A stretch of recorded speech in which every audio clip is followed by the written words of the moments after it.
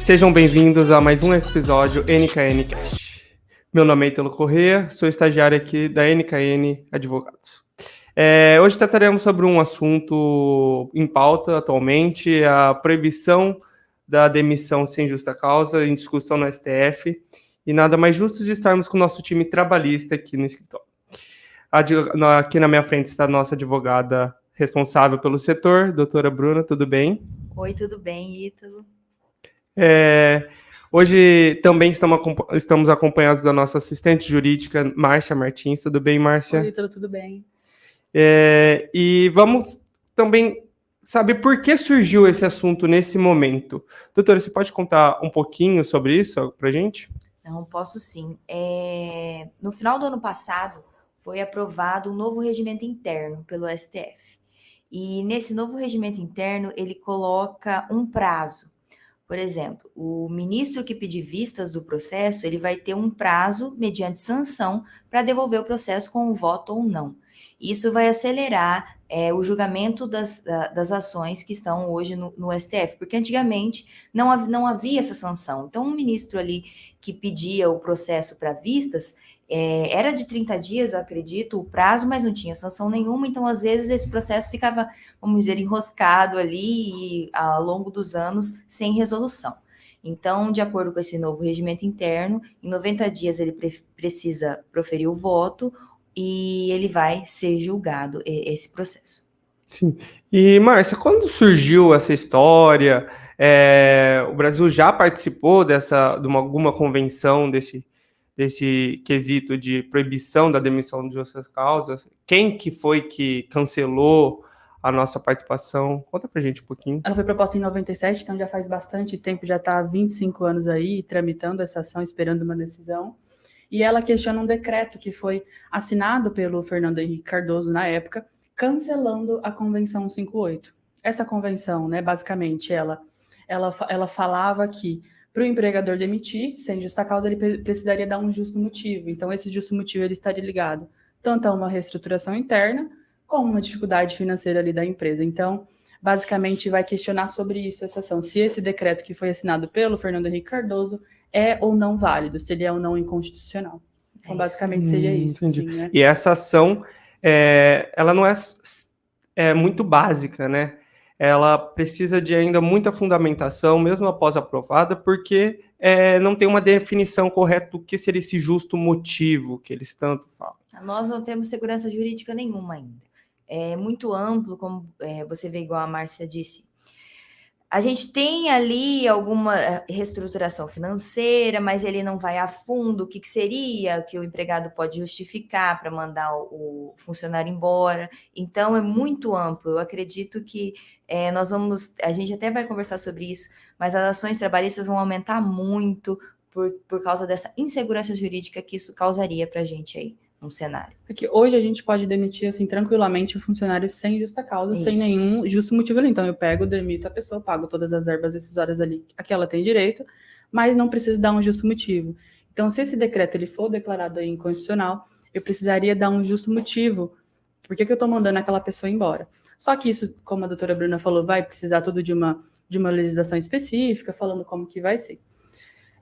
A convenção, ela também fala que quando dá esse justo motivo, o empregado ele também vai ter ali o seu contraditório e ampla defesa, né? Ele vai poder se defender, vai ser analisado por um tribunal do trabalho, ou sindicato, a convenção fala nesse sentido, então tudo vai ser garantido a ampla defesa e o contraditório do empregado, né, doutora Bruna? Isso mesmo. Para quem está assistindo entender, hoje nós temos um exemplo disso já. A empregada grávida hoje, se ela quiser pedir demissão, ela precisa estar assistida por o Ministério Público do Trabalho ou pelo sindicato, para que seja válida esse pedido de demissão, porque é um momento delicado, então, se ela não está sofrendo nenhum tipo de coação e nada está acontecendo, então, para que seja válido, precisa disso. E é isso que a Márcia falou agora mesmo. Como Bruno, que eles colocam na convenção mesmo? Dessa questão do tribunal? Isso. Então, na verdade, eles falam que um tribunal ou um tribunal do trabalho, um sindicato vai poder analisar aí essa questão. Ô, doutora Bruna, você acha que teria um engessamento ali nas relações de trabalho? Como que você acha que vai com ser? certeza. Será que os empregadores vão parar de contratar, assim? Vai embora do país?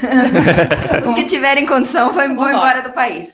Que a gente já tem muita burocracia, já é difícil com as leis trabalhistas que a gente tem aqui, o empregador conseguir trabalhar mesmo, né? Já é bem engessado. Então, eu acho que se for realmente essa denúncia do Fernando Henrique à época considerada inconstitucional, porque não passou pelo Congresso, não foi chancelada, e isso entrar em vigor, é mais um percalço para o empregador aí, mais uma burocracia, porque igual a gente estava conversando aqui, ele vai poder mandar embora, mas vai ser uma burocracia muito grande que a gente nem sabe como vai ser ainda, né? Vai precisar muito mais de uma contratação de advogado também para poder Nossa, com analisar esse certeza. justo motivo. É uma proteção a mais para o empregado, querendo ou não tem como dizer que isso é ao contrário disso. Mas os empregadores, os empresários podem ficar tranquilos que não é nada desesperador, que eles vão ter que ficar com o empregado que eles não gostam, ou que tem algum problema, ou que não trabalha de uma forma efetiva, né? E qual que é a perspectiva dos próximos anos? A lei vai entrar rapidamente em vigor? Pode ter alguma explicação, um prazo? Eu acredito que os empregadores têm que ficar calmos, porque nada vai ser imediato. Isso vai ter um período para que eles possam se acostumar, saber como vai ser, pelo menos eles vão dar uma perspectiva de como será, então vai ter um tempo para aplicação, para entrada em vigor. Então, os empregadores têm que ficar muito calmos, que dá para a gente conversar tudo isso antes e saber como que vai, na realidade, aí acontecer. Doutora Bruna, em relação à pejotização, se isso realmente for declarado inconstitucional, né, esse decreto que foi assinado pelo Fernando Henrique Cardoso, você acha que vai ter um aumento aí dessa pejotização? Tanto na pejotização, contrato de trabalho mascarado aí, quanto no trabalho irregular. Então, eu acho que vai aumentar bastante, porque é uma burocracia a mais e os pequenos empregadores, hoje em dia, já recorrem ao trabalho informal, às vezes trabalho avulso, aí às vezes a demanda cresce muito, aí faz um combinado com o empregado, mas o empregado às vezes concorda na hora, ou existem muitos empregadores que também às vezes realmente contrata na irregularidade, querendo com essa malícia, mas às vezes contrata com um combinado entre empregado, depois ele vai lá na justa causa, na Justiça do Trabalho e leva esse empregador pedindo um vínculo e tudo que não recebeu. Então, eu acho que o trabalho irregular e a pejotização, porque vai ser uma abertura de MEI, muito grande, acredito eu, maior do que já existe, que é uma forma de empregado e empregador alinharem metas e poder trabalhar fora dessa burocracia, desse ambiente engessado, ainda mais que uma entrada em vigor de uma convenção dessa vai trazer para a gente aí, né?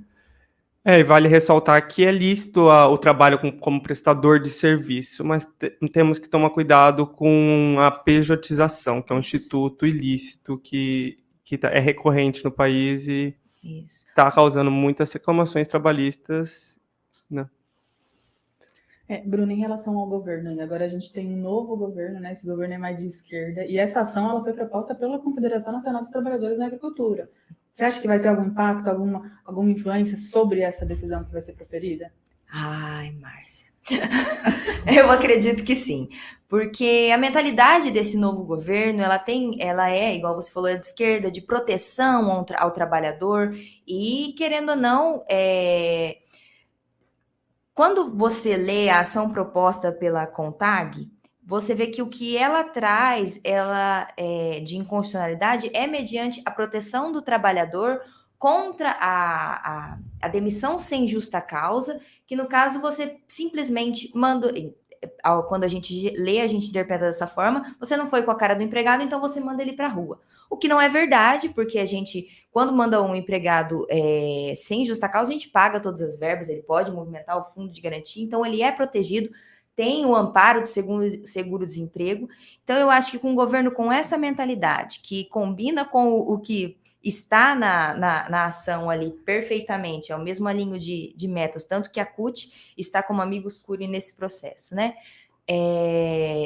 Pode ser que seja feito um lobby ali junto ao Congresso, porque o que pode acontecer? Como ele não foi chancelado pelo Congresso, essa denúncia do Fernando Henrique Cardoso, e a inconstitucionalidade está aí, eles estão dizendo que não foi chancelado, deveria ser, pode o STF mandar lá para o Congresso para que seja chancelado e entre em vigor. Então, lá no Congresso, eu acredito que pode ter algum lobby, alguma coisa, né?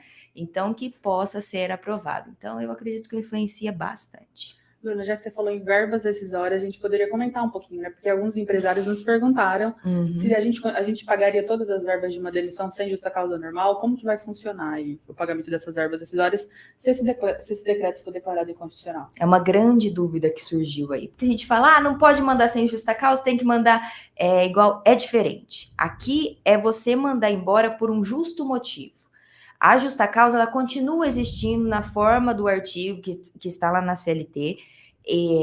Nada muda quanto à justa causa que a gente conhece hoje. O que vai mudar é a sem justa causa no sentido de você não vai poder mandar o empregado embora sem dar um justo motivo, igual a gente conversou até agora, mas no justo motivo, você vai pagar para o empregador as verbas que ele tem direito inerente da sem justa causa, do que é hoje. Então, a diferença está na burocracia, mas nada muda em questão das verbas. Então, ele vai poder movimentar o fundo de garantia, ele vai receber os proporcionais, tudo do jeito que é hoje.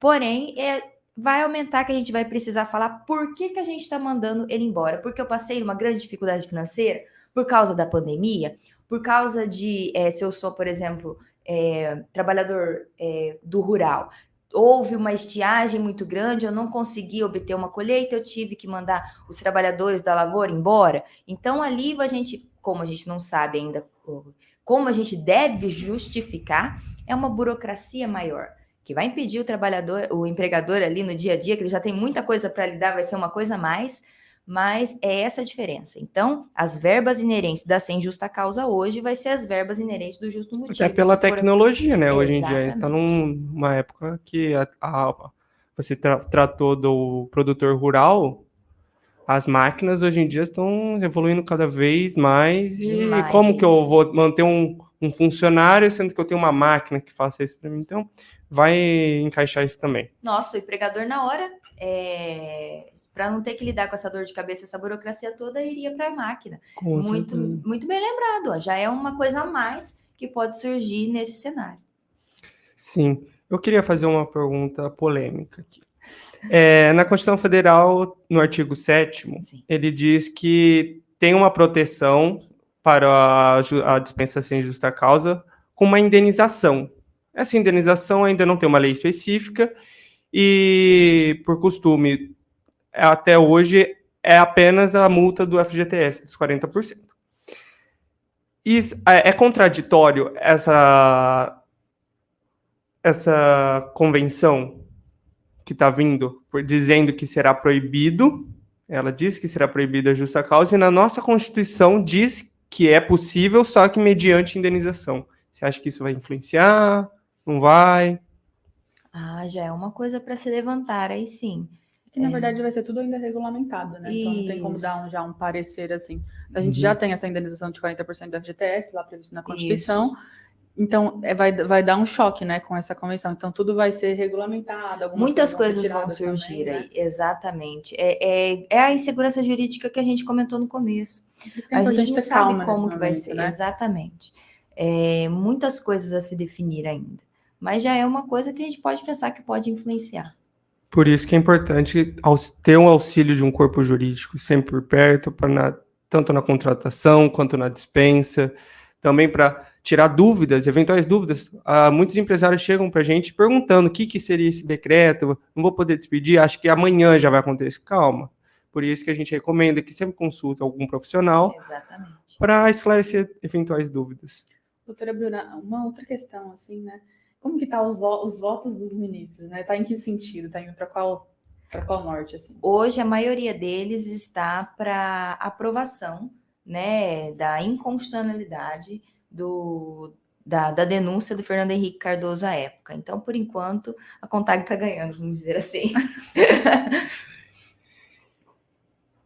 Alguma questão a mais que vocês querem levantar? alguma recomendação para nossos amigos clientes, nossos ouvintes? Eu acredito que os empregadores não podem se desesperar.